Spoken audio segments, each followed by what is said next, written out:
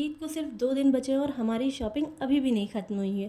तो अस्सलाम वालेकुम guys, welcome to our YouTube channel real Ansari sisters में। तो गाइस सबसे पहले तो हमने किंजा को डॉक्टर को दिखाया क्योंकि इसकी स्किन में हो रही थी थोड़ी प्रॉब्लम। उसके बाद हम पहुंच गए शॉपिंग करने। अब सूट लिया है तो उसकी मैचिंग की चूड़ियाँ भी तो होनी चाहिए। तो मैं, अम्मी, भाभी, किंजा पहुँच गए थे चूड़ियों की शॉप पर। और पहुंचते ही किंजा ने अपने हाथ में पहन ली थी चूड़ियाँ। किंजा इतनी एक्साइटेड हो गई थी चूड़ियों को देखकर कि सबसे पहले फिर हमने किंजा की ही चूड़ियाँ बनवाई। ये कलरफुल छोटी छोटी प्यारी प्यारी चूड़ियाँ हमने किंजा के हाथों में पहनाई। इसके ऊपर इतनी अच्छी लग रही थी, इतनी वो प्यारी लग रही थी। किंजा ने चूड़ियाँ पहन ली थी। उसके बाद भाभी अपनी चूड़ियाँ डिसाइड करी थी। हमने कश्मीरी चूड़ियाँ भी पूछी लेकिन वो हमें नहीं मिली। उसके बाद अम्मी ने कुछ कड़े देखे और चूड़ियों में मैचिंग करवा रही थी कि ये अच्छा लगेगा, वो अच्छा लगेगा। मुझे तो नहीं इतना समझ में आ रहा था। अम्मी ने मेरे हाथ में भी पहना दिए चूड़ियाँ, कह रही ये ले लो, ये तुम्हारे पर अच्छे लगेंगे। लेकिन मैंने नहीं ली क्योंकि मेरे ड्रेस में मैच नहीं हो रहे थे। मैंने कोई भी चीज़ नहीं पसंद करी थी क्योंकि मेरे साथ साइमा नहीं थी। मैंने सोच लिया था जब मेरे साथ साइमा आएगी तभी मैं अपने लिए पसंद की चूड़ियाँ लूँगी या जो भी मुझे लेना है अपने हाथों के लिए वो मैं लूँगी। यहाँ अम्मी के 2 सेट बन रहे थे तो ये अच्छे से ये रेडी हो चुके थे और फिर अम्मी को डिसाइड करने थे कौन सा ज़्यादा बेस्ट है वो लेना था।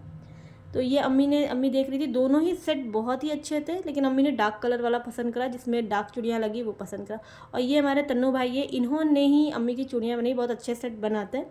इन्होंने सेट बना के दिया और अब बारी थी पैसे देने की। तो ये अम्मी और भाभी चल रही थी इन लोग की बार्गेनिंग तो लड़कियां ना करें ऐसा हो ही नहीं सकता है। तो चूड़ियाँ पैक हो गई थी और चूड़ियाँ लेकर हम चल दिए थे अब अपने घर की ओर।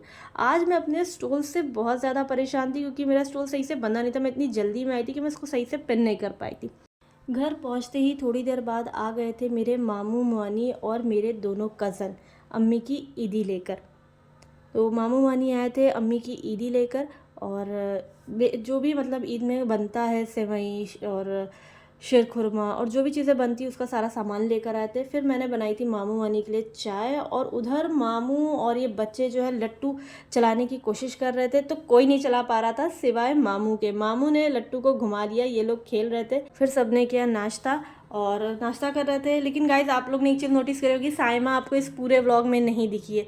मार्केट वो हमारे साथ नहीं गई थी और जब हम घर पर आए थे तब वो नमाज़ पढ़ रही थी, इसलिए वो व्लॉग में कहीं भी नहीं है। मामू मानी भी जल्दी चले गए क्योंकि उन्हें मेरी दूसरी खाला के घर भी जाना था, वहाँ भी उन्हें ईदी देनी थी। गाइस ये हमारा वीडियो कल का है लेकिन हमें अपलोड करने में थोड़ा सा टाइम लग गया। तो हमारे चैनल को लाइक, सब्सक्राइब, शेयर करना बिल्कुल ना भूले। अल्लाह हाफिज़, ओके बाय।